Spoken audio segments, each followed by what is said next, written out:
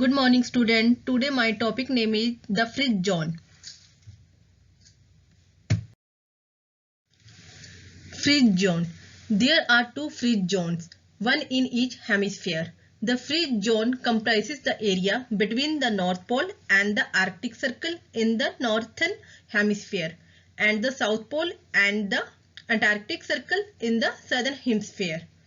The Arctic region इसमें क्या होता है कि इसमें include the northern parts of जैसे कि Canada, Finland, Greenland, Denmark, Iceland, Norway, the Russian Federation, Sweden and the United State of America.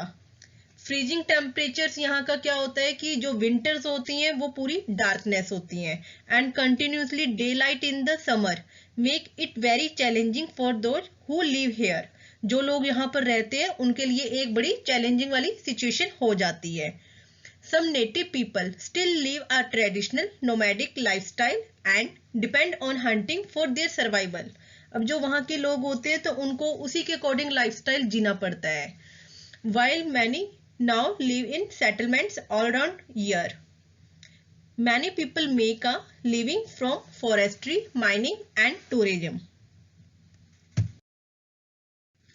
Next हमारा आ जाएगा Antarctica. The continent of Antarctica is the coldest place in the world and it lies in the southern freeze zone. It is also known as frozen continent. Previous chapter में हमने पढ़ा है कि इसे हम व्हाइट कॉन्टिनेंट भी कहा जाता है. While the surrounding water steam with wild life from tiny krill to enormous whales, the only animal that is based on land all year round is the emperor penguin. The area is also visited by thousands of tourists each year. Climate. अब हम freeze zone के climate के बारे में जानेंगे.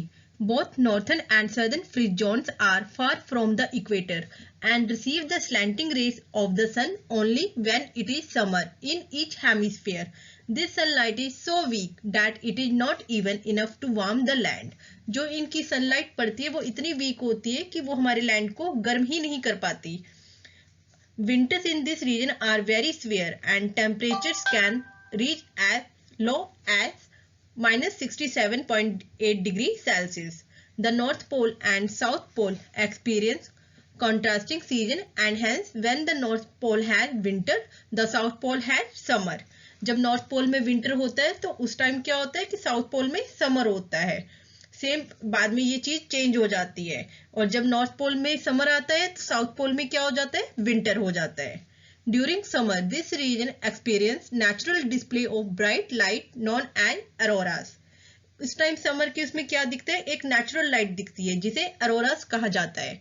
दे are caused by the collision of charge particles in the earth's atmosphere. The auroras borealis can be seen in the northern hemisphere. India में तो ये देखने को नहीं मिलती है. While the aurora australis can be seen in the southern hemisphere. Plant life. यहाँ की प्लांट लाइफ कैसी होती है, यहाँ की जो सॉइल होती है वो एक तरह से परमानेंटली फ्रोजन होती है. तो जो कि मतलब दस हार्डली एनी क्रॉप्स और plants grow here and only the very Hardy one survive.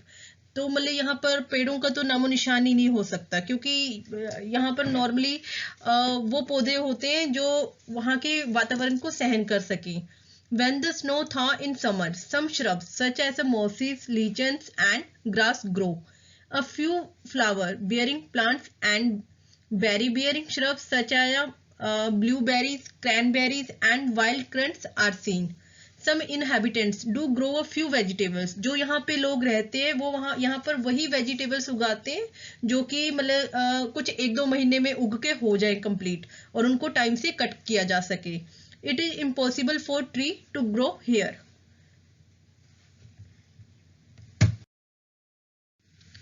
Wildlife. A few animals such as a reindeer, bear, fox, hare, polar bear, penguin and musk ox which have adapted themselves to the severe cold and found here. यहाँ पर birds जो होते हैं वो Arctic tern and snowy owl पाए जाते हैं. These animals have adapted to survive in this climate by growing a thick white coat or fur on their bodies. Apart from these animals and birds, plenty of fish, whales, seal and walrus are also found here. Human life. अब यहाँ की human life देखो, life is very harsh and difficult here. अब देखो यहाँ पर जहाँ इतनी ठंड होगी वहां तो लाइफ आसान होगी नहीं. So very few people choose to live in this zone. But the Inuits, earlier known as Eskimos, हम इन्हें जिन्हें अब इन्यूट्स बोलते हैं, इनको पहले एस्किमोस कहा जाता था. जो भी ऐसे ठंडे इलाकों में रहते हैं उनको एस्किमोस बोला जाता है. In the Arctic region have learn to adapt to this region. इन्होंने एक तरह से अपने आप को वहां के मौसम के अकॉर्डिंग अपने आप को ढाल लिया होता है. They build houses known as igloos. ये जो वहां पर घर बनाते हैं उनको इग्लूस बोला जाता है. और ये घर जो होते हैं ये बर्फ के बने होते हैं, out of blocks of ice. In recent times, permanent wooden house are replacing igloos. But अब टाइम के साथ थोड़ा टाइम चेंज हुआ है, तो अब जो वो इग्लू हाउस हो गए वो रिप्लेस कर दिए गए हैं, परमानेंट वुडन हाउस बना दिए गए हैं. The main occupation of the Inuits are hunting and reindeer herding. They hunt for whales, seal, walruses and also catch fish. They would hunt these animals on small boats. ये एक Hunt जो भी करते हैं अपना, ये पकड़ के लेके आते हैं फिश, ये उनको पकड़ने के लिए एक स्मॉल बोट का इस्तेमाल करते हैं जिसे कायाक्स कहा जाता है. Thank you. Make sure to subscribe. Please like कीजिए. Be happy and be safe.